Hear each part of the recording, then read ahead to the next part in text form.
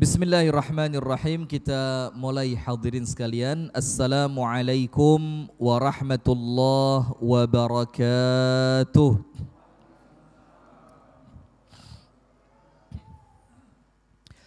Innal hamdalillah nahmaduhu wa nasta'inuhu wa nastaghfiruh wa nastahdihi wa natubu ilaihi.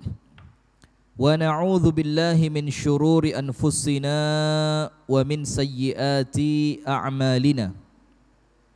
Man yahdihillahu fala mudilla lahu wa man yudlil falan tajida lahu waliyyan mursyida. Ashhadu an la ilaha illallah wahdahu la syarika lah wa ashhadu anna Muhammadan abduhu wa rasuluh sallallahu alaihi wa ala alihi wa ashabihi wa man walah. A'udzu billahi minasy syaithanir rajim. Ya ayyuhalladzina amanu taqullaha haqqa tuqatih wa la tamutunna illa wa antum muslimun.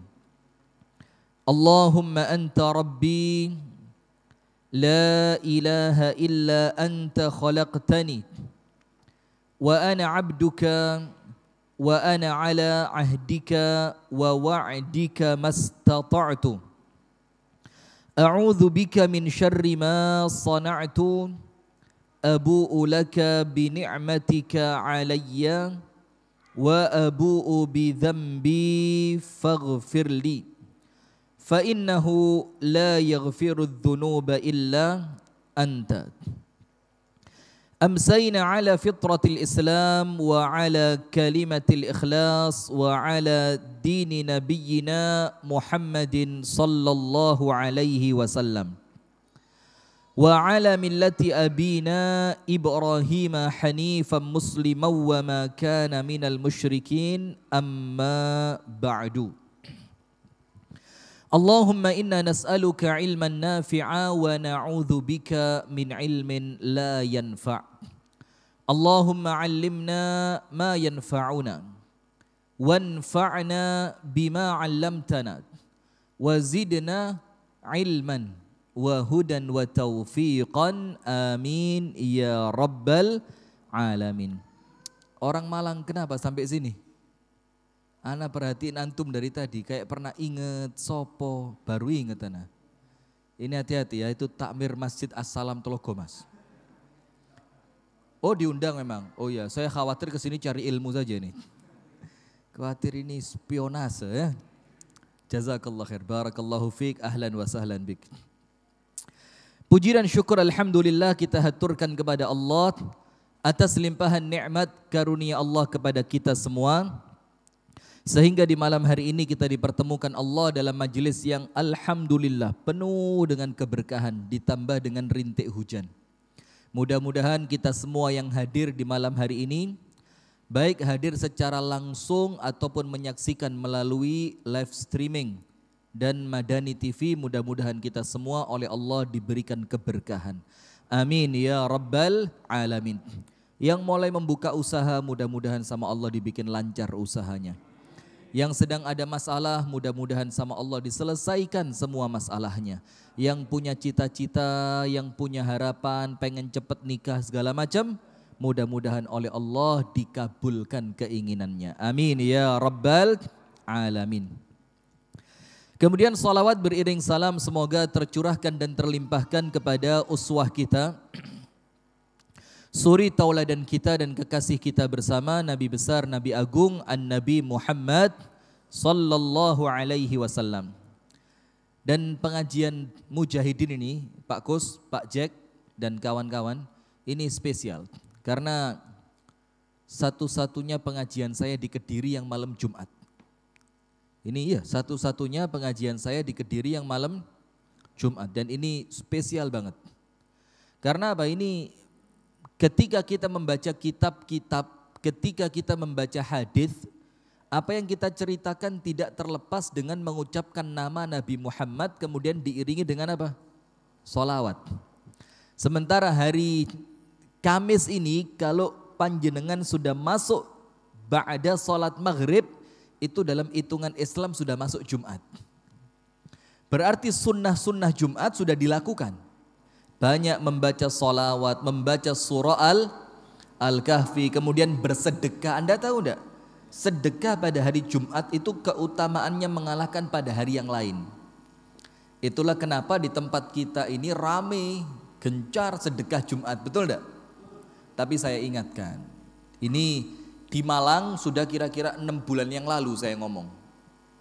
Di Kediri baru malam ini saya ngomong, karena seharusnya disampaikan di pengajian ibu-ibu. Cuma karena pengajian ibu-ibu libur semua, ya wis lah pengajian bapak dan ibu ya. Jadi sedekah nasi bungkus Jumat itu sekarang tidak efektif. Ini mohon maaf ya, sekarang sudah tidak efektif. Apalagi kalau baginya sak sukanya. Jadi baginya pokok dangtek. Bahkan ada satu orang itu dapat 3, 4, 5 dan dia dijual.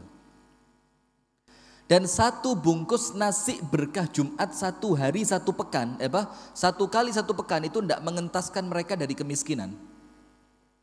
Betul tidak? Akan lebih bagus kalau teman-teman yang biasa berbagi sedekah Jumat itu berupa nasi bungkus, itu saling koordinasi satu dengan yang lain. Supaya tidak tumpang tindih. Dan nanti sisa uangnya dikumpulkan, kasih kepada teman yang jelas kita kenal dan jelas dia butuh modal untuk usaha, kasih sama dia. Itu insya Allah lebih manfaat.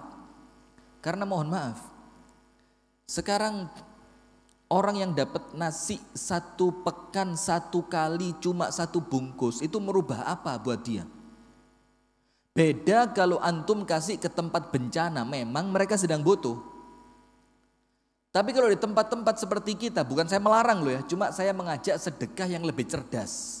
Sedekah yang lebih cerdas. Jadi uangnya aja kumpulin. Kamu tiap Jumat ngasih berapa buat sedekah Jumat? Nasi bungkus 100.000, kumpulin. 1 bulan kasih 1 orang yang ngaji, betul, ngaji. Dan komit untuk bersikap amanah dan dia mau memulai usaha, kasih buat modal. Kira-kira kalau panjenengan sepakat nasi bungkus yang kadang-kadang tidak efektif atau dirupakan uang untuk modal, cocok yang mana? Nah, ini lebih pas. Apalagi mohon maaf, kadang-kadang yang dapat nasi bungkus berkah Jumat itu orang-orang yang tidak beragama. Bukan berarti kita tidak boleh bantu mereka, tidak. Tapi kok kesannya tidak tepat sasaran. Bahkan ada yang cerita ke saya, itu dia dapat dari beberapa kelompok. Dari pengajian fulan dapat, dari pengajian fulan dapat, dari pengajian fulan dapat, dibukai sini. Sing enak dipangan, sing liyane di gua. Anda bayangin, sampai seperti itu mereka. Karena apa? Karena mereka menganggap bukan begini sedekah itu Pak, kudungnya sego sak bungkus. Faham enggak hadirin? Atau lebih bagus, lebih efektif, bikin seperti mujahidin, pas mari Jumatan kasih makan. Itu lebih keren. Iya, pernah kan? Zaman kapan itu kan, habis Jumatan kasih makan. Masih jalan sampai sekarang. Loh, itu lebih keren. Karuan wonge Jumatan, iya. Dan itu syiar masjid. Dan itu narik orang untuk mau ke masjid. Kalau dibagi-bagi di pinggir jalan, ya ndak nambah syiar. Apalagi yang berbagi ibu-ibu yang sambil berbagi sambil pasang kamera.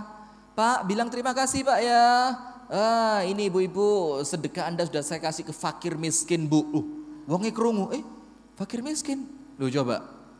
Nah maka tolong, lek sodako itu sing cerdas. Kalau sedekah itu yang apa? Cerdas. Tapi ini semua debatable. Artinya panjenengan bisa sepakat, panjenengan bisa tidak sepakat. Ini sekedar saya menyampaikan apa? Unek-unek saya. Karena di Malang itu Pak, sampai turah-turah. Sampai salah satu majelis taklim itu berinisiatif untuk nasi berkah Jumat itu dibaginya kemana? Rumah sakit kelas ekonomi. Jadi untuk penjaga-penjaga orang yang sakit itu, yang di kelas ekonomi, yang bangsal kelas 3, yang kadang-kadang yang sakit 1, yang jaga 3 orang, beber kloso, bawa termos, kesian kita ngelihat. Itu sampai dibagi ke sana. Karena apa? Yang di pinggir jalan wis oleh kabeh. Karena kadang-kadang yang bagi pun ndak mau capek. Gak gelem cari orang-orang yang betul-betul tepat sasaran. Paham ndak? Jadi wis pokok kayak sampean koncone piro? 7, kayak 7. Padahal cuma 1 orang. Lagi sebelah sana sampean koncone piro? 12, kayak 12. Nanti sak kresek isi 50, 30 menit selesai. Itu Anda zalim sama orang yang sedekah. Kenapa? Anda tidak menyampaikan sedekah mereka ke tangan yang pas. Nah, ini yang kita perlu hati-hati hadirin. Jadi bukan sekedar gaya-gayaan. Nasi berkah Jumat, berkah Jumat, berkah Jumat. Coba, yo bagus, cuma ayo meningkat. Jadi levelnya itu ditingkatkan. Kemarin kita bagi-bagi nasi. Coba sekarang nasinya dikurangi, uangnya dikumpulkan, kita kasih teman pengajian kita. Yang dia mulai bisnis, yang dia rumahnya masih ngontrak, yang dia punya anak kecil. Atau kalau mau tetap nasi, kirim ke rumah jamaah yang Anda tahu orangnya miskin, anaknya akeh. Faham? Kalau mau tetap nasi, kirim ke jamaah pengajian yang Anda kenal, wonge kurang mampu, anaknya banyak, kirim ke rumahnya dia. Atau kalau mau lagi, mendingan telepon pondok pesantren tahfidz Quran. Untuk hari Jumat, makan siang dari majelis taklim kami. Sehingga uangnya pondok pesantren yang untuk makan siang, itu bisa dia simpen untuk kebutuhan lain. Masuk akal enggak? Nah, ya kudu masuk, gak masuk kualat sampean. Begitu, paham ya? Jadi pesantrennya ditelepon dulu sebelumnya. Santri sampean berapa? 120. Oh, saya biasa sedekah Jumat itu kalau ngumpulin ibu-ibu bisa sampai dapat 200. Ya wes, nanti khusus hari ini makan siangnya dari kami supaya pondok ndak terlanjur masa. Nah, manfaat mana kira-kira? Nah itu loh Pak, wong Islam itu diurui cerdas Pak. Ndak asal sodako. Sama seperti ketika ada bencana, baju bekas atau baju layak pakai. Anda tahu? Itu saya ingat banget waktu kelut dulu. Sampai gudang-gudang di kecamatan, di gedung serbaguna itu kebak pakaian layak pakai yang ketika dikasihkan sama orang didelok tok ngene, buang. Anda tahu terakhirnya diapain? Dibakar. Anda tahu terakhirnya diapain? Dibakar. Kenapa? Karena niatannya bukan sedekah. Orang itu kalau niatannya sedekah ngei sing apik. Mereka itu mengeluarkan baju bekas dari rumahnya mereka, niatin gua sampah, nunut gua no. Serius ini, ya apa enggak? Sing ketika dia mau pakai sudah enggak mau, ketika anaknya disuruh pakai sudah enggak mau, ketika dipakai ini sudah enggak pantas, baru masuk kresek merah, enggak usah dilempit, lebok-lebok noai, campur rusuh, campur suwek, campur celana dalam, campur kaos dalam, campur BH-nya perempuan, bungkus nunut sedekah untuk korban bencana. Lah ente nitip buang sampah ini. Nah maka tolonglah Pak, dalam Islam tidak boleh ngasih orang itu sesuatu yang kalau kita sendiri ngasih itu sambil gini loh Pak, membicingkan mata, itu tidak pantas. Faham ya? Nah, kalau sudah paham berarti harus pinter. Sekarang kita masuk dalam kitab Minhajul Muslim yang ditulis oleh Asy-Syaikh Abu Bakar Ibnu Jabir Al-Jazairi rahmatullahi ta'ala alaihi. Semoga Allah meluaskan rahmatnya kepada Asy-Syaikh Abu Bakar bin Jabir Al-Jazairi. Hadirin sekalian yang dirahmati dan diberkahi oleh Allah Subhanahu wa taala. Kita sampai pada akhlak tercela yang berikutnya. Jadi yang pertama akhlak tercelanya adalah zalim. Yang kedua hasad. Sekarang kita belajar yang ketiga al-ghish. Ini pas, ghish. Ghish itu apa? Ghasya itu artinya berbuat kecurangan. Macamnya banyak. Barang elek diwara api. Barang akeh diwara stok terbatas. Terus barang ada aibnya ditutupi titik, diwara barang mulus. Itu namanya ghish. Dan hati-hati. Anda dapat untung lebih tapi berkahnya hilang. Anda dapat untung lebih tapi berkahnya apa? Hilang. Anda dapat untung lebih tapi diancam tidak termasuk umatnya Nabi besar Muhammad sallallahu alaihi wasallam. Kalau tidak dianggap umatnya Nabi besar sallallahu alaihi wasallam, itu artinya apa? Anda tidak akan dapat syafaat. Karena belani ngakali. Nah, ini bukan ciri khas orang beriman. Anda tahu enggak sistem dagangnya Rasulullah zaman dulu dan para sahabatnya? Orang Islam buka pasar, orang Yahudi buka pasar di Madinah, jejeran. Dan Rasul biarkan itu. Rasul biarkan. Orang Yahudi nyurangi timbangan. Lama-lama pasarnya sepi dewe. Orang-orang hatta Yahudi belanjanya ke pasarnya orang Islam. Kenapa? Orang Islam timbangannya mantep. Kita tidak dicurangi ke sana. Setelah dengar itu, orang Yahudi akhirnya takut timbangannya dipenuhin juga. Ketika orang-orang mulai kembali ke pasarnya Yahudi, orang Islam tidak kalah Pak. Apa? Ditambahi. 1 kilo ditambahi sak jumput. Mantep-mantepan timbang kurang kok dosa. Sepi lagi pasarnya Yahudi. Balik ke orang Islam dan itu orang Islam Pak, guduk malah ngakali malah ngelebi. Kenapa? Apa yang Anda lebihkan itu tidak akan sia-sia. Secara keberkahan dia nambah, secara sodakoh dia dinilai sodakoh, dan memunculkan cinta karena menolong sesama muslim. Ini orang Islam begitu. Jadi jangan dibalik, kita ini bukan orang yang materialistis, kapitalis, pokok pikirannya badi gede, enggak. Kita ini pikirannya apa? Berkah. Maka Anda silakan lihat dalam sejarah ekonomi Islam, orang kaya di zaman Nabi itu pilihan saja. Pilihan itu artinya apa? Pilihan hidup, kepingin kaya bisa kaya. Tapi sayangnya di zaman itu miskin itu lifestyle. Anda ngerti? Miskin itu lifestyle. Jadi mereka kalau miskin itu kayak keren gitu loh. Iki loh rek, orang akhirat. Kamu yang kaya itu orang dunia. Akhirnya ketika mereka miskin tidak malah malu, malah kepingin rebutan miskin. Anda tuh Utsman ibnu Affan, saking kepingin miskinnya borong kurma busuk, dibeli dengan harga kurma bagus. Kata Utsman, khair sudah, bangkrut saya sekarang, saya lifestyle miskin sudah. Subhanallah, tidak berapa lama datang utusan dari suatu kerajaan untuk memborong kurma busuk karena di kampung mereka ada penyakit, obatnya cuma kurma busuk. Dibeli 10 kali lipat. Apa kata Utsman? Jadi gak bakat melarat. Jadi soge melarat itu ada sistem bakat-bakatan ya ada ya. Nah maka begitu orang Islam itu, jadi dia ketika berdagang itu yang dipandangan matanya bukan cuma uang, tapi apa? Bagaimana dagangan ini mendatangkan ridho dari Allah. Maka saya tadi ngomong sama Pak Kus tadi, orang dagang itu 3, kasbun halal, kasbun haramun, wa kasbun halalun, wa kasbu barakah. Dagangan haram tidak boleh jual beli, khomer, babi, baju perempuan, you can see kalau Anda tahu bakal dipakai yang tidak boleh jualan itu, haram.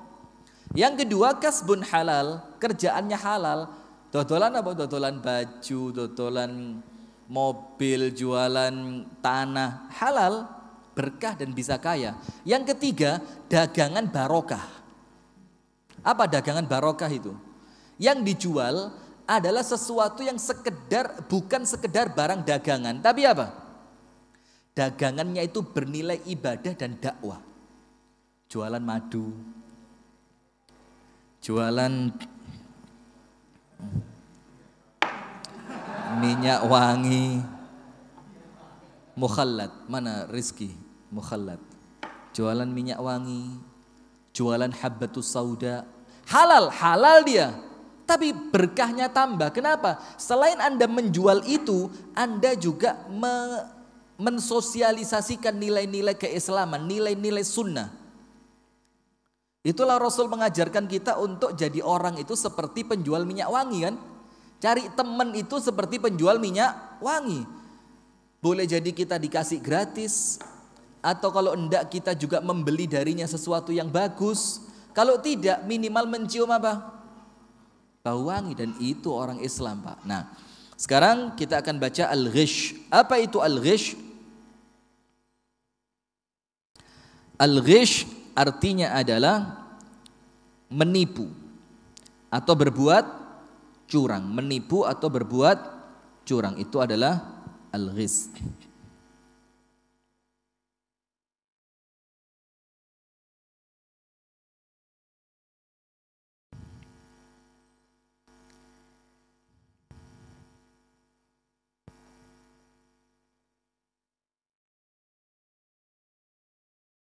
Al-ghish. Dibacakan. Al-muslimu yadinullahu ta'ala bin nasihati likulli muslim. Umat Islam itu dia berjanji di hadapan Allah, dia beragama dengan agamanya Allah untuk senantiasa menasehati setiap muslim. Itu ciri khas orang Islam. Wa tawasau bil haq wa tawasau bis sabr. Itu orang Islam. Wa ya'ishu 'alaiha, dan dia hidup dengan nasihat itu. Itulah orang Islam, Pak. Ketemu menasehati, nanti kita sedang lemes dinasehati. Begitu orang Islam itu. Falaisa lahu an yaghishal ahadan, maka tidak mungkin orang Islam itu curang kepada seseorang yang lain. Tidak mungkin. Kenapa? Anda tahu tak? Saya nasehatin panjenengan. Apa yang saya inginkan dari Anda? Anda jadi baik kan? Artinya saya menginginkan Anda baik. Itulah pokok agama Islam. Saya menasehati Anda untuk semakin baik. Mana mungkin saya yang kepingin Anda baik, dan itu prinsip hidupnya Islam, kemudian saya curang sama Anda. Curang tidak baik buat Anda. Akan bikin Anda terzolimi, akan bikin Anda mangkel, akan bikin Anda tidak suka. Maka tidak mungkin orang Islam seperti itu. Wa yaghdira aw yakhuna, dan tidak mungkin dia curang atau khianat. Ghadar itu mengingkari janji, atau tidak mungkin dia berkhianat. Khianat itu dipercaya tibakno bleset, itu khianat. Tidak boleh orang Islam.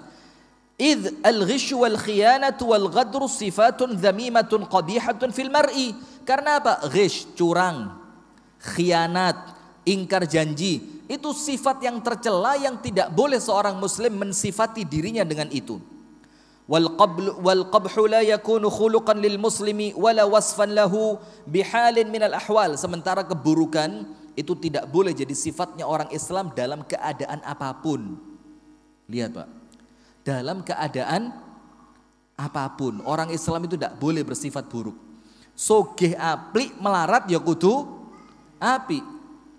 Sehat apik loro ya kudu apik. Itu orang Islam. Apapun keadaannya, di hadapan orang baik, di balik orang juga baik. Tidak seperti menusuk dari belakang. Tidak boleh orang Islam begitu. Sing enak, sing fair, ngomong apa adanya gitu. Idh taharatu nafsihi al-muktasabatu minal imani wal amali salih tatanafa hadhihi al-khalaiq adh-dhamimah wallati hiya syarrun mahdhun la khaira fiha. Karena apa?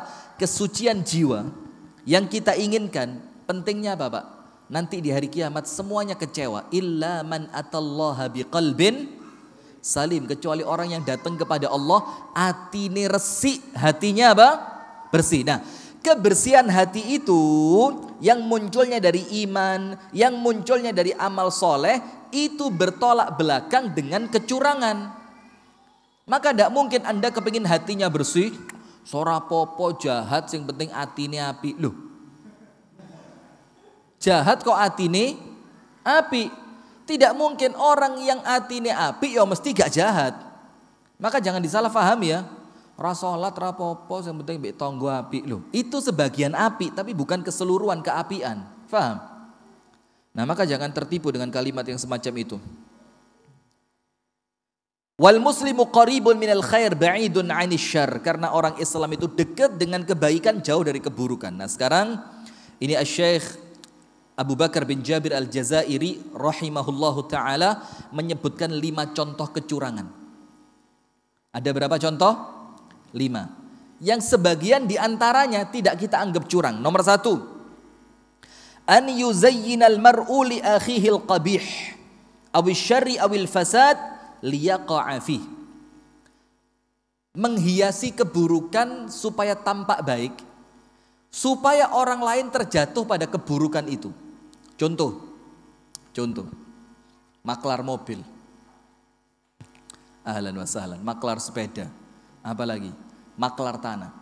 Ada tanah, mobil, sepeda, yang dia sendiri gak mungkin tuku, gara-gara dia tahu cacatnya mobil itu, dia tahu cacatnya motor itu, dia tahu letak tanah ini tanah yang gak mungkin orang mau beli. Tapi hanya gara-gara cari fulus, dia bilang sama orang, iki le ana duwe ana sing tuku, gak tak dol nang inti.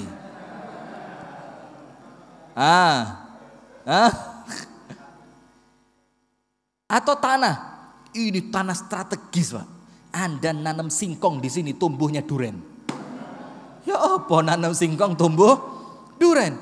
Ini padahal kalau dia sendiri tidak akan beli. Itu namanya apa? Menghiasi sesuatu yang buruk supaya saudaranya terjatuh pada keburukan itu. Ini bentuk apa? Curang. Maka Anda bermuamalah kepada orang lain dengan apa yang Anda ingin orang lain bermuamalah kepada Anda, faham? Kalau Anda tidak kepingin ditipu sama orang lain, jangan berusaha nipu orang lain. Ketika tanah itu Anda yakin Anda tidak mau beli, jangan tawarkan sama orang lain. Faham sampai sini? Nah, maka menghiasi sesuatu yang buruk supaya keburukannya tertutupi dengan harapan orang lain terjatuh pada keburukan itu. Ini kalau bahasa kita jebak. Maka hati-hati, ini zaman-zaman fitnah. Tidak pernah sekalipun macam-macam. Tidak tahu belas karukian. Wal'iyadzubillah. Nas'alullah salama wal'afiyah. Ketika mau ada grebekan, diincer satu orang. Ayo ikut. Enggak mungkin ada apa-apa. Aman. Tenang sudah. Gak tahu-tahu deh, sepisan melok pas digrebek. Langsung beritanya digede-gedein. Ini curang kepada sesama Muslim.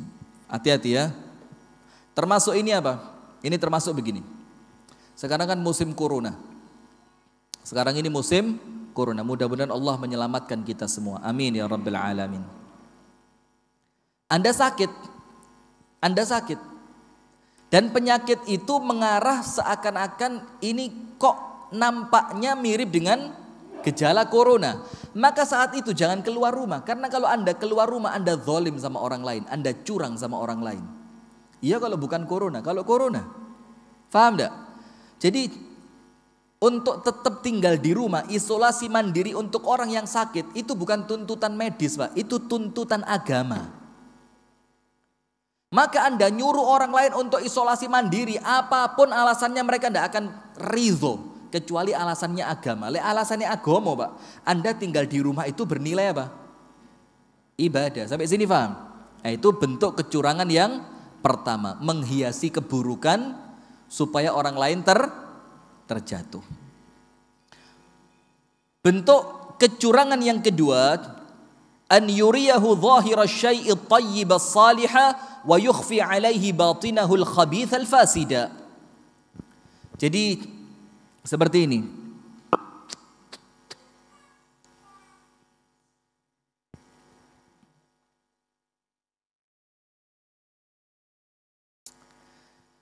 Dia tutupi yang buruk, ditampakkan yang baik.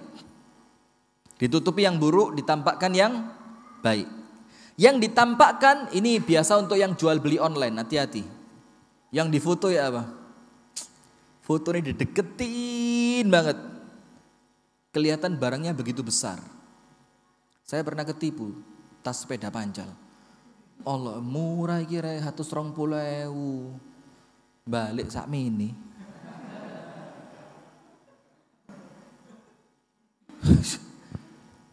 Mau protes kok ya empani 120.000 kok protes gak protes ki jero ati ya ngenes.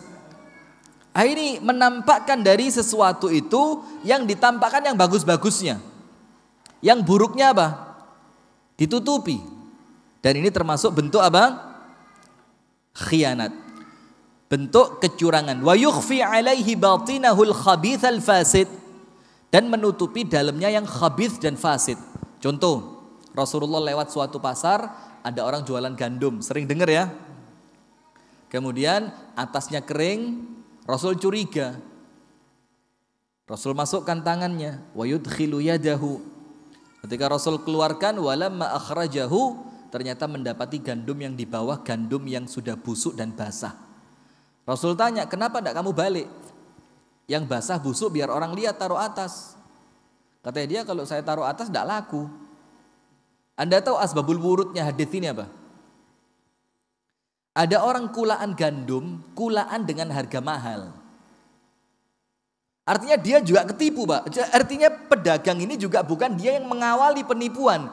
Dia juga tertipu. Dia beli gandum dengan harga gandum mahal, sampai rumahnya dicek, ternyata gandum rusak. Kalau dia jujur bakal bangkrut.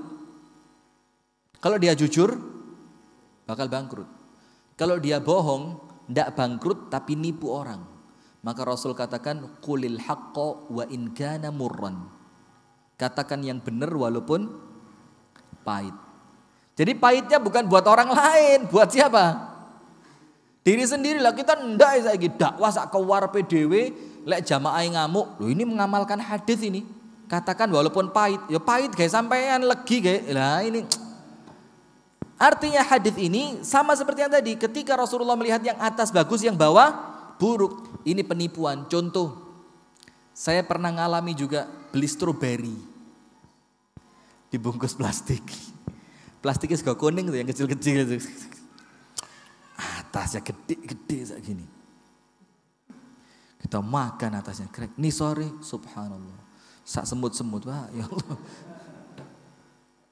Ini penipuan ini. Ditampakkan yang keren-kerennya, atau mohon maaf, durian 10 ribuan.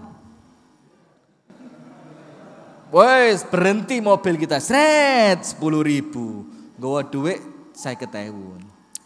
10 ribu, 4. Susuk 10.000 gak sanggup mulai. Oh yang ini 25. Yang ini 50, ini 75, ini 80. Itu tulisannya, itu yang pojok sana. Duren saya wis disimpen di pinggir ban serep mobil. Saya mulai ireng-ireng. Saya mulai pecah. Ini ada sisi kedustaannya. Walaupun sebagian orang ngomong enggak itu strategi bisnis. Lah, orang Islam enggak boleh strategi seperti itu. Orang Islam itu harus jelas. Harus apa? Jelas. Kalau memang tulisannya 10 ribu, ya sing 10 ribu pasang tulisan itu. Jangan yang 10 ribu dipasang duran gede-gede. Wes kadung ustad mandek, ustad ketipu. Kualat goroi ustad, dak barokah, gak payu duran muloro weteng sampean. Oh dawa dongan. Ini. Coba angkat tangan yang pernah ketipu yang seperti itu. Korban semua atau jangan-jangan Anda pelaku ini. Cuma jualan apukat, jualan buah naga ditulis 1 kilo 10 ribu. Ternyata sing welek-elek sing sering ireng. Ini hati-hati hadirin ya. Karena apa? Kita khawatir itu termasuk bentuk apa? Bentuk kecurangan. Yang ketiga, jadi yang pertama tadi apa? Yang pertama tadi menghiasi sesuatu yang buruk. Nomor 2, yang ditampakkan yang bagusnya, jeleknya ditutupi. Yang ketiga, an yudhira lahu khilafa ma yudhmiruhu, menjelaskan tidak sesuai aslinya. Menjelaskan tidak sesuai aslinya. Ini biasanya bisnis handphone, hati-hati. Ya apa baterainya? Dipakai 1 bulan tidak mati. Kok bisa? Iya, CC mancep terus. Jadi ngomong CC mancep terus itu terakhir ya. Sama seperti itu, dapatkan hadiah umroh sekeluarga. Dek pojok cili ono bintangi. Syarat dan ketentuan berlaku. Itu syaratnya hanya bisa diambil oleh malaikat dok. Selain malaikat tidak dapat syarat itu. Ini subhanallah. Ini hati-hati seperti ini. HP. Ikilah aku jujur gak payu. Maka ini HP karena nampak luarnya tidak pernah jatuh. Duh, mulus Pak, mulus. Ditukokno Ricky Fajar ini mulus. Ini saya dikasih ketika HP ini masih mahal dulu. Saiki ya sik larang sih. Baru beli Pak, malam diantar ke rumah, isuk nyemplung kolam. Plung. Kok selamat HP ini Ustadz? Selamat malian. Coba bukan HP-nya Ustadz kira-kira mati. Langsung saya keluarin, gak tahu rupno belas tak lebokno beras. Lu kan ceritanya orang Jawa gitu ya, dileboknya apa? Beras. Subhanallah. Setelah kira-kira 3 atau 4 jam saya nyalain lancar. Nah, ketika saya mau jual HP ini, orangnya gak tanya kok. Lo gak perlu orangnya tanya. Anda harus ngomong. Loh Ustadz, bahlul itu. Bukan bahlul, jujur. Ini HP saya jual. Tidak ada error sama sekali. Walaupun pernah nyemplung air. Kudu ngomong. Anda, loh orangnya tidak tanya kok. Ya wes, piye barangnya? Ya sampean delok dhewe wis pokoke ngono. Ayo, siapa yang pernah gitu? Bangmu. Ya apa mobilnya keren? Ya sampean delok wis ngono iku barange. Padahal mari nyepet wingi, nyepet pojok ngarep kiri. Spione masang Dek pojokan Pasar Stono Betek, bukan lagi spion ori ya. Tidak dijelaskan, itu tidak boleh. Maka hadisnya fa in bayyana, kalau kedua penjual dan pembeli saling menjelaskan. Menjelaskan itu apa? Ya tanpa ditanya, sampean ngomong ini HP pernah masuk air. Tapi walaupun pernah masuk air, yang make ustad barokahnya gede. Masuk air ngelongi rego 300, dipakai ustad ngundakno rego 1 juta. Ya saya menang 700. Harus dijelasin. Maka tidak boleh seperti itu. Yaitu menjelaskan tentang barang tidak sesuai dengan aslinya. Katakan kalau pernah jatuh, ngomong pernah jatuh. Motor misalkan pernah kena banjir, ngomong ini motor pernah kena banjir. Tapi sudah saya servis, sudah saya bersihin, sudah saya rapiin. Ngomong. Sama seperti orang jual rumah. Sampai kemarin kebongkar. Saya lupa daerah Jawa Tengah. Bannernya gede, Masya Allah. Jual kaplingan rumah dekat masjid, posisi strategis, anti banjir. Pas difoto Pak, itu bannernya hampir kelep. Ini Allah bongkar ini pembohong-pembohong ini ya. Dan itu kalau yang melakukan orang Islam ini musibah. Kalau yang melakukan orang Islam apa? Musibah. Nah, yang keempat, ini penting. Ini termasuk curang ini. Nomor 1, curang itu menghiasi keburukan. Nomor 2, menampakkan yang baik menutupi yang buruk. Nomor 3, menjelaskan tidak sesuai dengan hakikatnya, real keadaan nyatanya. Yang keempat, curang itu apa? An ya'mada ila ifsadi malihi alaihi au zawjihi au waladihi au khadimihi au sadiqihi bil waqi'atin fihi wan namimah. Merusak istrinya orang, merusak suaminya orang, menghasut anaknya orang, menghasut karyawannya orang. Itu bentuk curang. Bentuk apa? Curang. Menghasut. Jadi misalkan ada 2 orang suami istri, Masya Allah rumah tangganya baik, rumah tangganya tenang. Dia ada masalah tapi minim, tapi dirusak. Ada tetangga datang, Mbak, sampai Anda tahu tak? Itu suami Anda itu Mbak, kalau pas ngopi di warung sebelah, itu ngomong sama yang jualan itu Mbak, janda umur 27 Mbak. Itu kalau ngomong kayak suami istri. Ini ngerusak. Merusak. Anda kalau nasihati jangan nasihati istrinya, nasihati suaminya, ngerti? Oh ini nasihat Ustadz, ini mau mengingatkan untuk kebaikan pret. Tidak ada itu ngerusak rumah tangga orang.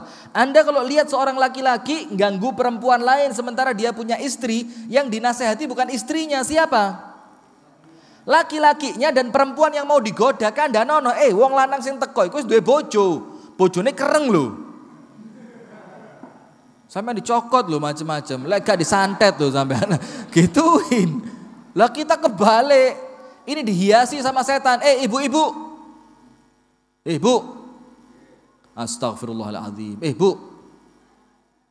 Tidur. Ini penting buat sampean Bu. Jadi ngandani itu kudu pasangannya, tapi orang yang bersangkutannya yang diberitahu, itu namanya menasehati. Tapi kalau adu-adu, namimah itu apa? Namimah itu adu domba. Ya ini termasuk curang sama orang Islam atau merusak pembantunya orang lain. Lapo sampean gelem kerja ndek kono, abot omahe gede ya umba-umba, ya ngepel, ya masak, ndek nggenku lho enak mek umba-umba tok. Lho. Coba. Ini merusak. Atau diberitahu pembantunya orang lain, "Aduh Mbak, berapa gajimu?" 700. 700. Kerja di sebelah sana loh, 710.000. Kerja 10.000. Kerja di sebelah sana itu loh 1 juta. Akhirnya si pembantu ini minta sama tuannya, sebelah sana 1 juta. Termasuk perang harga itu curang. Tahu perang harga? Orang Islam tidak boleh begitu. Tingkatkan pelayananmu. Paham sampai sini? Nah itu namanya apa? Curang. Yang kelima, apa bentuk curang?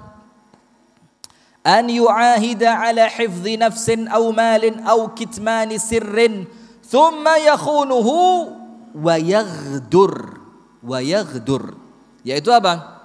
Kamu berjanji kepada seseorang untuk menjaga dia, menjaga hartanya, atau menutupi aibnya. Ternyata kamu khianat, kamu sebar, kamu rusak dia.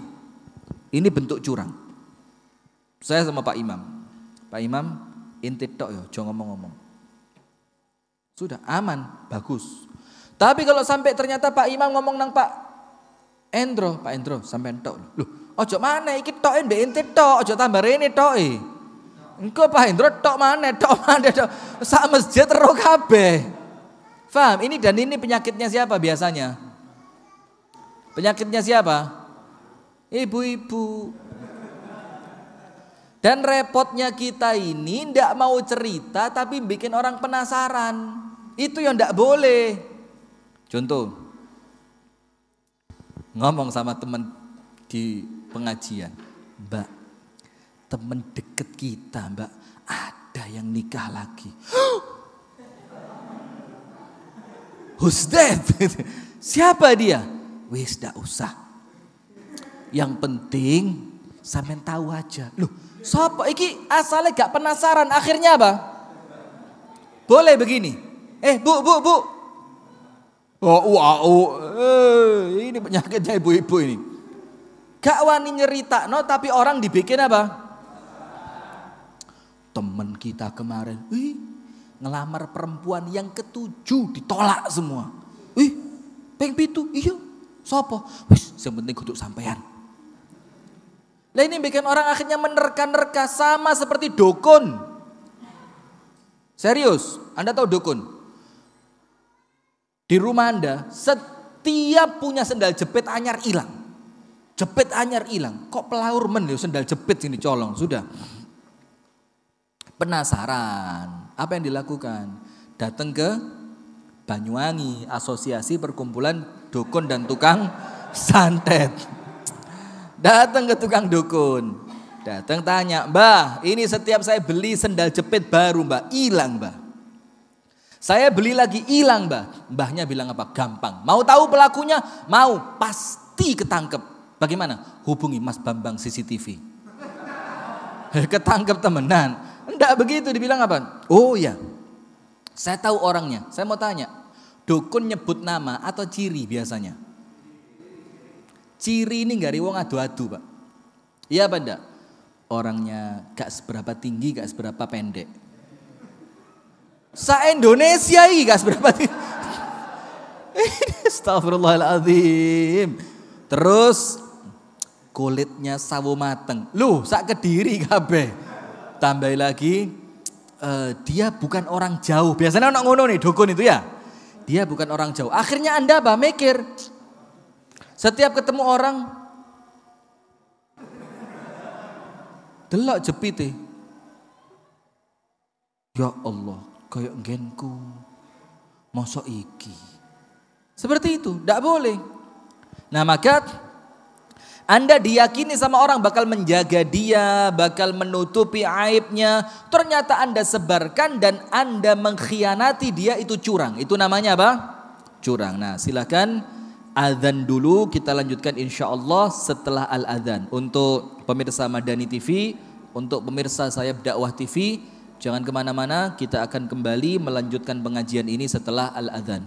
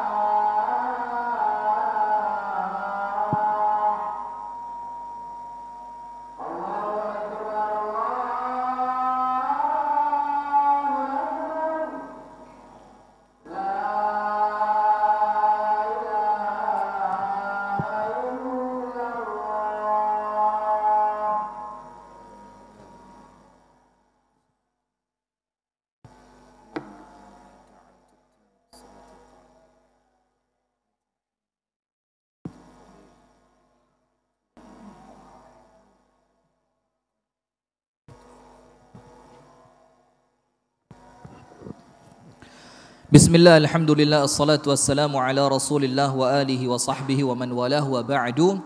Jadi akhlak tercela yang ketiga adalah apa? Curang. Bentuk curang yang pertama, menghiasi keburukan supaya orang lain terjatuh di dalamnya. Ini gaya nih Abu Nawas. Ketika dia terjatuh ke dalam sumur, ada gajah tanya, Abu Nawas ngapain dalam sumur?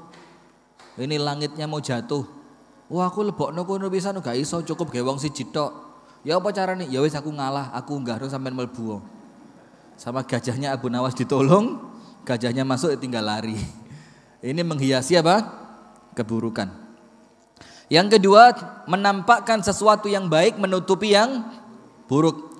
Yang ketiga, menjelaskan tidak sesuai dengan hakikatnya. Yang keempat, merusak hartanya orang lain, merusak pasangannya orang lain, merusak anaknya orang lain, menghasut pembantunya orang lain, karyawannya orang lain, atau temannya dengan namimah. Dan yang kelima, yaitu berjanji untuk amanah, berjanji untuk menjaga, berjanji untuk menutupi, tapi ternyata disebar. Yang lima ini semuanya harus kita hindari. Saya bacakan sedikit lagi.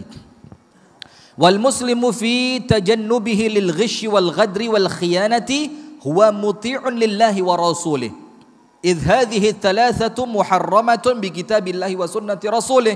Ingat, ketika panjenengan menghindari yang tiga ini, curang, khianat, menipu, curang, khianat dan menipu, maka saat itu Anda sedang ibadah. Anda sedang mentaati Allah dan mentaati siapa? Rasulullah. Karena tiga perkara ini, curang, khianat, menipu, ini perkara yang diharamkan oleh syariat. Kalau panjenengan berdagang dan panjenengan tinggalkan yang tiga ini, maka panjenengan sedang ibadah kepada Allah. Maka saya sarankan saudara-saudara kami yang buka toko di Kota Batu sana, itu pasar Batu sekarang katanya kayak lapangan bola. Itu di losnya pasar itu katanya bisa digawe bal-balan. Saking sepi nih. Tapi sayangnya sebagian di antara mereka, ini bukan cuma di Batu ya, di mana-mana. Ketika pasar itu sepi, bukan memanfaatkannya untuk membaca Al-Quran. Bukan memanfaatkannya untuk mendengarkan tausiah lewat YouTube, lewat radio, enggak. Dipakai apa? Main sekak. Main sekak. Ada yang main kartu. Ini apa? Sudah duit enggak dapat, barokah enggak dapat. Nah, maka hati-hati ya, yang semacam itu kita harus hindari dalam perniagaan kita. Sebagaimana Allah Subhanahu wa taala berfirman dalam suratul Ahzab ayat yang ke-58. Dalam surat apa? Al-Ahzab. وَالَّذِينَ يُؤْذُونَ الْمُؤْمِنِينَ وَالْمُؤْمِنَاتِ بِغَيْرِ مَا اكْتَسَبُوا فَقَدِ احْتَمَلُوا بُهْتَانًا وَإِثْمًا مُبِينًا. Dan orang-orang yang menimpakan kepada orang mukmin laki-laki maupun mukmin perempuan sesuatu yang tidak pantas untuk mereka dapatkan. Maksudnya apa? Tidak pernah ganggu sampean kok sampean ganggu. Tidak pernah ngakali sampean kok sampean ilokno. Itu namanya memberikan kepada orang lain, mukmin dan mukminah, sesuatu yang dia tidak layak mendapatkannya. Maka apa Allah katakan? Maka orang itu telah menanggung beban dosa yang paling besar. Artinya, zalim kepada orang Islam itu dosa gede. Zalim kepada orang Islam dosa besar. Tapi Anda perlu bahagia, Pak. Sebaliknya, kalau Anda tidak zalim, ketika jual beli Anda jujur, ketika berniaga Anda menjelaskan apa adanya, itu juga pahala besar. Itu juga pahala apa? Besar. Ngomong, ini mobil, itu bumper depannya pernah nabrak, tapi sudah kami rapiin. Nah, mungkin orang yang beli, wah berarti catnya wis gak ori. Enggak, catnya ndak ori. Maka harganya mungkin semakin apa? Turun. Tapi ketika harganya turun, dalam keadaan Anda tidak bohong sama dia, Anda dapat pahala besar dari Allah. Nah, ini jadi Islam itu adil. Ketika melakukan dosanya besar, ketika menghindari pahalanya juga besar. Sama seperti zina. Nas'alullah as-salamata wal afiyah. Semoga Allah menyelamatkan kita ya. Amin. Dan ini zaman Pak, hati-hati betul, hati-hati betul, hati-hati betul. Banyak doa orang tua ya, orang tua kalau sudah punya anak banyak doa. Anda tahu enggak? Para salaf itu Pak, ini amalannya para salaf. Ketika mereka belum menikah, ibadahnya bagus. Setelah mereka menikah, tambah bagus. Ketika ditanya, kok lebih kuat sekarang ibadahnya dibanding dulu sebelum nikah? Apa jawabannya? Karena sebelum nikah aku hanya bertanggung jawab untuk kebaikanku sendiri. Setelah nikah aku tambah ibadahku. Karena aku bertanggung jawab atas kebaikan istriku, maka tambahan ibadahku tadi itu seakan-akan aku membayar Allah untuk menjamin kebaikan istriku. Ketika punya anak, ibadahnya tambah kuat lagi. Karena dengan ibadah itu dia berharap Allah akan menjagakan anaknya. Anda tahu dalam surat Al-Kahfi kan? Ketika Musa jalan bareng siapa? Khidir. Ada tembok mau roboh. Sebelumnya Khidir sama Musa minta makan di kampung itu, tidak dikasih makan. Terus kemudian sama Khidir tembok yang mau roboh tadi diapain? Dibetulin. Maka Nabi Musa protes, "Lau syi'ta lattakhadta 'alaihi ajra." Kalau kamu mau dapat bayaran, dari bayaran itu kamu bisa beli apa? Makan. Ternyata apa? Di bawah tembok itu ada harta karun milik 2 anak yatim. Yang Allah kepingin harta karun itu tidak diambil orang. Kalau temboknya roboh, ketahuan orang diambil.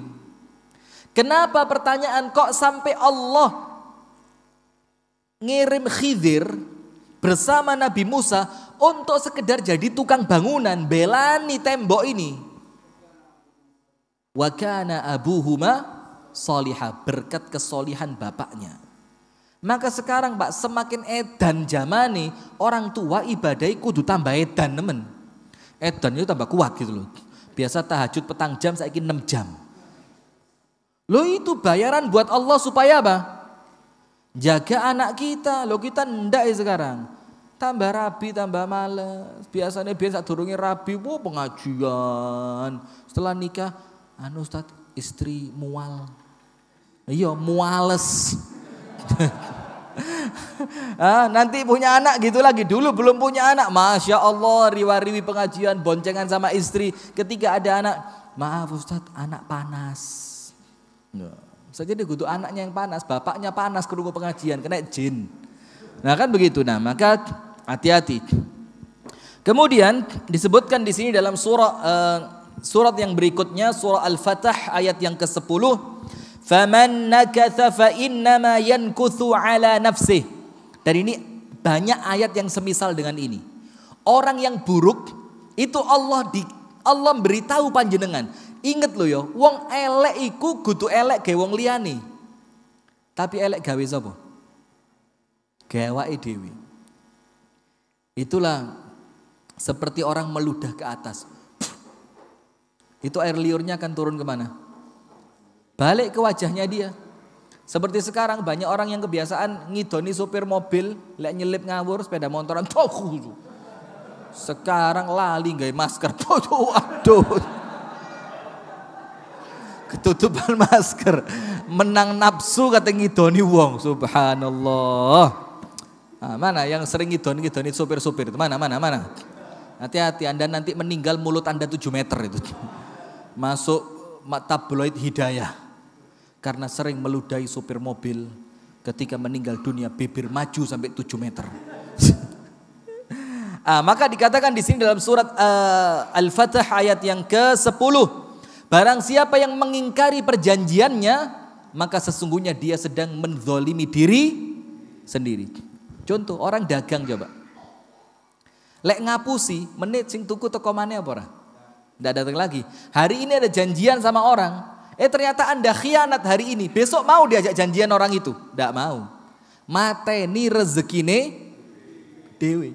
Coba ketika ada orang beli sama Anda tambahi. Anda kasih pelayanan maksimal, Anda doain, terus Anda kebaikan sama dia. Besok datang lagi. Dan saya pernah dengar cerita ini dari Ustadz Yusron. Di Pare itu ada warung kelontong. Toko kelontong itu ya peracangan. Beras, minyak, gas LPG, garam semua. Subhanallah. Sebelahnya ada toko, punya orang Tionghoa, regane murah. Ini yang Islam mahal. Tapi subhanallah punya orang Islamnya rame.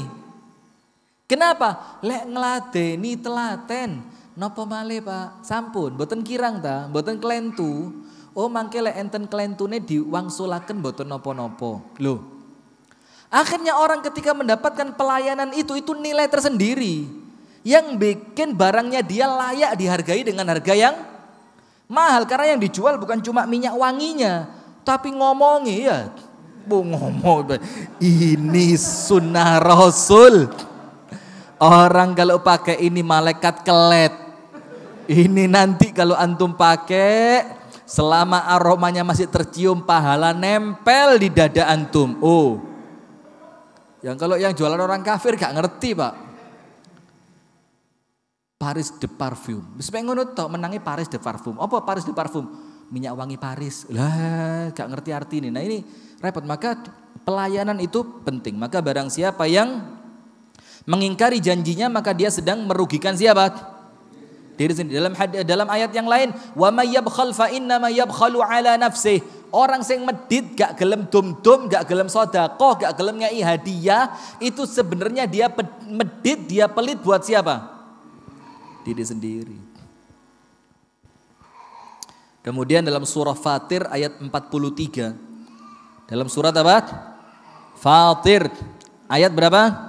43. Wala yahiqqul makru sayyi illa bi ahli. Dan keburukan makar itu tidak akan memakan kecuali pelakunya sendiri. Ini ayat Quran, Pak. Wong iku lek niat elek balik nang awake dhewe. Ini Allah katakan wala yahiqqul makru sayyi illa bi ahlihi, dan tidak akan mengenai itu makar yang buruk kecuali untuk siapa? Untuk dirinya sendiri. Maka biarin orang zalim selama bukan Anda yang zalim. Faham? Kalau Anda yang zalim itu yang jadi masalah. Kalau cuma Anda yang dizalimi, bersyukur, Pak. Anda punya doa mustajab.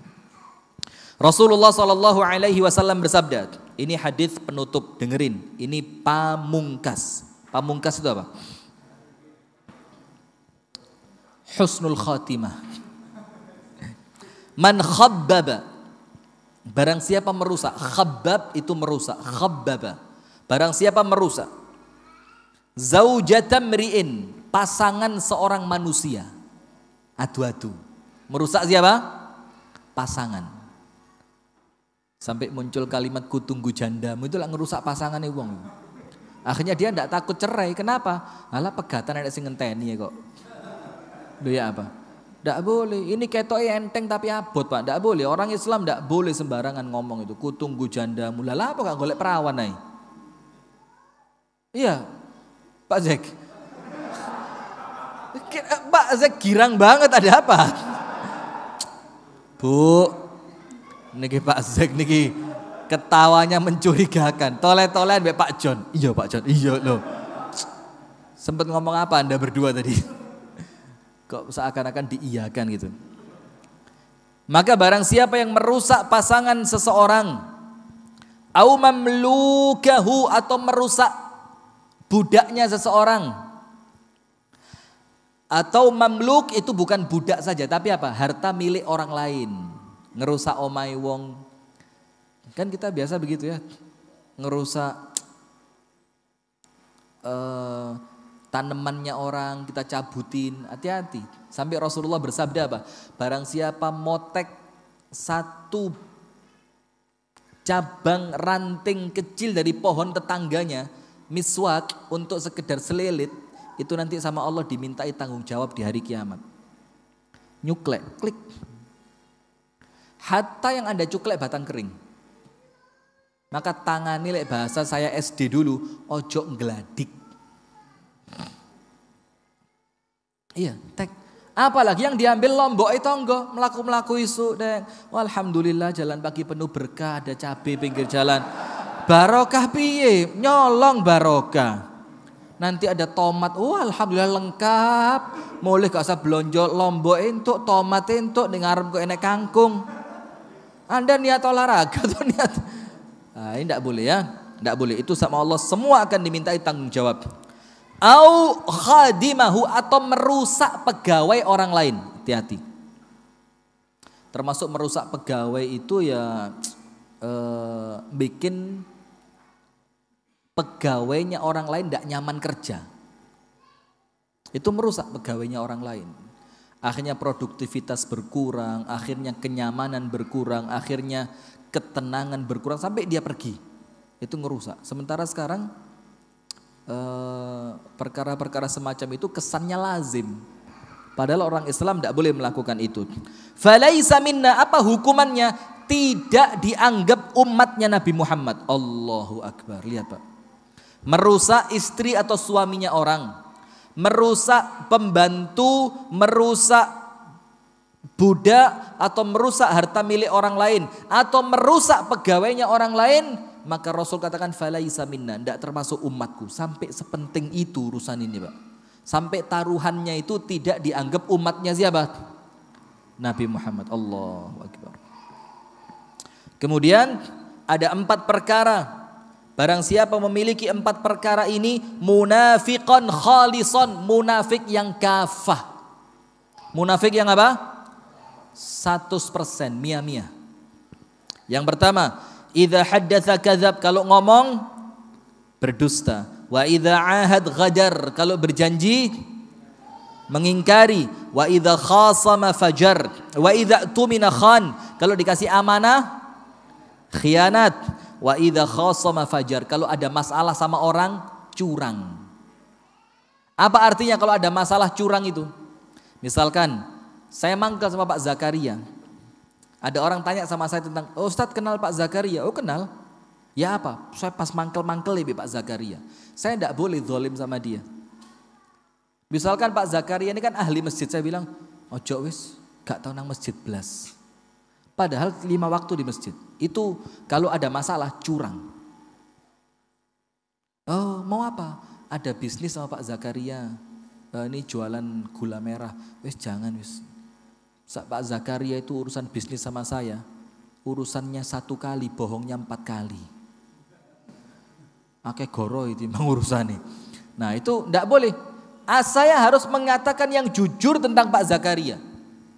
Kalau sampai kebencian Anda mendorong Anda tidak jujur untuk orang lain, itu namanya munafik. Dan barang siapa yang punya 4, munafik 100%. Kalau salah satu, maka dia munafik sampai dia tinggalkan sifat itu. Kemudian ada hadis Rasulullah memarahi penjual gandum. Ketika Rasul masukkan tangannya tadi, Rasul tanya, man sahibu hadzal ta'am? Siapa yang punya ini gandum? Pedagangnya datang. Kemudian Rasul katakan, afala ja'altahu fawqa at-ta'am hatta yarahun nas? Kenapa kamu tidak letakkan yang basah di tempat yang khusus supaya orang bisa bedain mana basah mana kering? Atau kamu taruh yang basah di atas supaya orang tahu barangmu basah? Orangnya diem tok. Rasul bilang, man ghasyana falaisa minna. Orang yang mencurangi kami tidak termasuk dari umat kami. Nah, itu sifat tercela yang kita baca di malam hari ini. Yang berikutnya insya Allah yaitu riya dan ujub. Riya dan apa? Ujub. Semoga ada manfaatnya. Kurang lebihnya mohon maaf. Saya umumkan hadirin sekalian, kami dari Yayasan Sayap Dakwah Organizer punya program tabungan Ramadan. Punya apa? Program tabungan Ramadan. Itu panjenengan boleh sedekah berapapun. Dan kalau sesuai paket, satu paketnya 50.000 dan kelipatan. 50.000, 100.000, 150, 200, monggo. Di bawah 50 pun kami terima. Dan setiap panjenengan sedekah 50.000, panjenengan dapat 5. Nomor 1, ngasih buka puasa, makan, minum, buah untuk 3 orang. Santunan untuk fakir miskin muslimin. Santunan untuk mu'alaf yang miskin. Santunan untuk santri dan bukan semua santri, khusus santri tahfidz Al-Quran yang kita kasih. Dan yang kelima, untuk operasional dakwah. Jadi saya ketahui yang Anda kasih buat kami, Anda dapat 5 jalur sodakoh. Nah itu kenapa Ustadz sedekahnya harus sekarang? Nomor 1, boleh jadi umur kita tidak sampai Ramadan. Kalau sedekahnya sekarang, kita di alam kubur, tapi uang kita masih tersisa sampai bulan Ramadan. Yang kedua, kalaupun panjang umur, belum tentu waktu itu kita lapang rezeki. Apalagi kalau masuk Ramadan biasanya mulai banyak apa? Pengeluaran. Ini mau Idul Fitri, baju baru anak, segala macam. Yang ketiga, kalaupun ada umur, ada rezeki, belum tentu semangatnya ada. Maka kita jaga mulai sekarang, kita sedekahkan mulai sekarang 50.000 dan kelipatan. Ustadz saya tidak punya 50, saya ngasih 30. Ahlan wa sahlan, monggo. Silahkan nanti insya Allah kita akan terus update laporannya. Ini setelah program ini kita lakukan kira-kira hampir 2 bulan, telah terkumpul kira-kira 87 juta. Insya Allah kita punya target tembus 200 juta ya. Nanti kita akan keliling ke pondok-pondok tahfidz Al-Quran, kita akan bagikan bingkisan, kita akan bagikan yang menyenangkan lah buat mereka ya. dan insya Allah panjenengan kegerujuk barokahi. Amin ya rabbal alamin. Semoga ada manfaatnya. Oh, dikirim kemana Ustadz? Ke nomor rekening SDU. Nomor rekeningnya adalah sebentar saya bacain ya. Kalau mau transfer kirim ke nomor rekening Yayasan Sayap Dakwah Organizer di BNI Syariah atas nama Yayasan Sayap Dakwah Organizer. Nomor rekeningnya 071, gak ada sing nulis, gak ada sing semangat sedekah. Tapi husnudzan. Nomor rekeningnya berapa? 071 679 2786. Gampang. 071 679 2786. Dan kalau panjenengan transfer kasih keterangan tabungan Ramadan supaya tidak masuk ke pos yang lain. Karena SDO ini nerima donasi banyak. Untuk operasional dakwah iya. Untuk santunan fakir miskin iya. Wakeh. Untuk pengadaan alat iya. Maka kalau panjenengan tidak nulis sedekah Ramadan, kita akan masukkan ke pos yang lain. Dan insya Allah kita tidak akan khianat.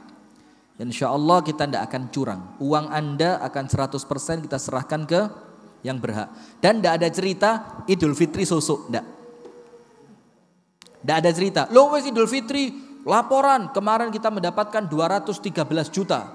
Karena Ramadannya corona maka hanya tersalurkan 13 juta.